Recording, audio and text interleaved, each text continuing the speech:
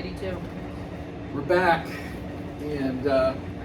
we've been kind of slacking, haven't we? So we decided we're back and we're going to be good and do some content. So we had our 100th video last time. So we thought we would start and in a way kind of review some of the stuff we've talked about previously and see what's changed, because you're a lot older than when we started. So one of the areas that we started with before was values. If I were to ask you, what does values mean, what would you say?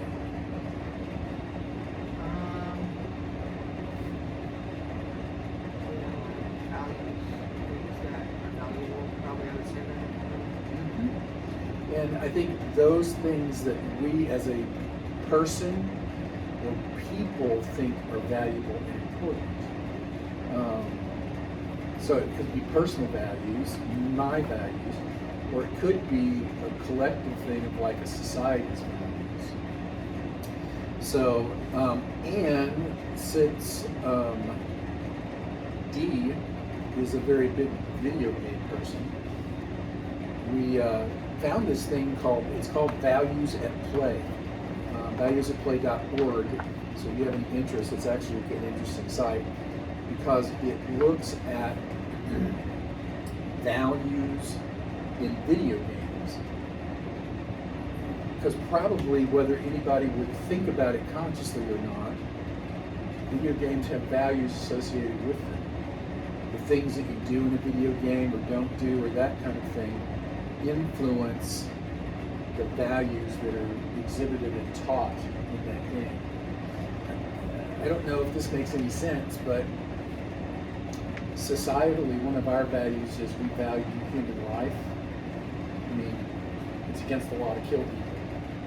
So, in a video game, it's not.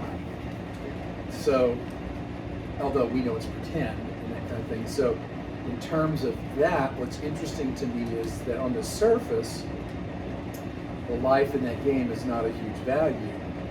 So when you go about killing someone, how can you do it? Some video games, correct me if I'm wrong, some video games allow players that fight have to be within a certain range of level to each other, like within 2 or 3 levels of each other. It could, yeah. So you don't have somebody that's a level 80 beating up on a level 2. Why do you think that would be? What value would that be? Yeah. Equality. Yeah, equality, fairness maybe even? Yeah. So that even though it's about fighting, which some people might see as a bad thing, in that game it is stressing the importance of you don't pick on little people.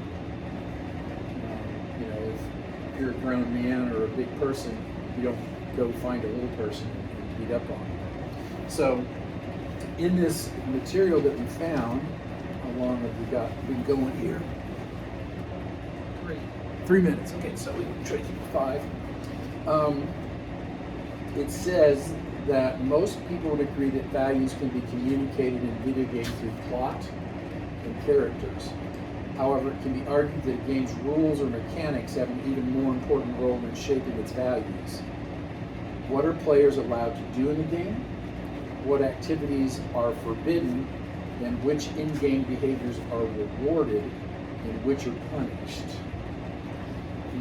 What's your favorite video game? I have a lot. I mean, I like the open world.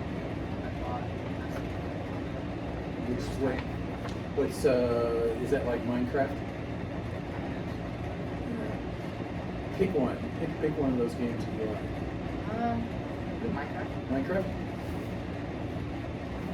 What are players allowed to do in the game? I mean, there's like not really anything. Just you set the rules. Well, you know what's interesting? When you set up your world, you can have survival. And then what's the one called where you can fly and creative? And is there a third one? It's like adventure. I don't know. Okay. So, in some ways, there's a value that's communicated. A survival world makes you earn everything, doesn't it? You have to work hard, do things a certain way, follow the rules to get. So, whereas a creative game, everything's available. So, it might reflect a value on one hand of hard work, doing it according to a plan, versus the creative. It's kind of interesting. If creativity is your value, then you want to focus on having all the resources to make something you want to make. Interesting. What activities are forbidden in Minecraft? Well, I mean, obviously, if you're in like the survive mode, you can't fly or something like that. Yeah. You can turn off like fighting people. Okay. Turn off certain aspects of the game. Like, Yeah. Will, settings. are there any rules in Minecraft about how you treat the animals? I know you can kill them. Well, I mean, if you would take some animals, you attack them, they only attack you. There's not anything about you can't be cruel to animals or anything. Okay. Minecraft is a pretty open. It's an open world, right? It's a pretty open game. What in-game behaviors are rewarded? Kill the Ender Dragon, which is like the big boss. Get like a bunch of experience. So, in killing the Endo Dragon, although there are not really clear quests like you might see in other games, that's kind of like a quest, isn't it? You get a task that you do, and when you do it, you achieve something. You get a draw. You get like